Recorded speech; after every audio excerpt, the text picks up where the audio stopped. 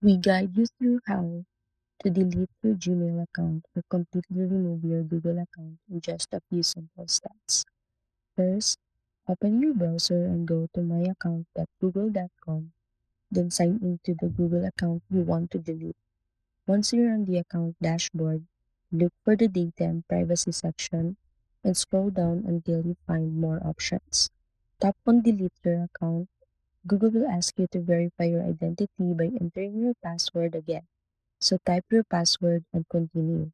On the next page, you will see important information about what will be deleted, including your Gmail email, Google Drive, files, photos, and access to other Google services connected to that account. Carefully read the details so you understand what data will permanently remove.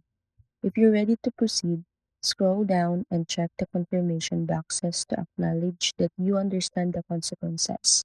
After that, click the Delete Account button to permanently remove your Gmail and Google account. Once confirmed, your account will be scheduled for deletion and you will no longer be able to access the services in linked to it.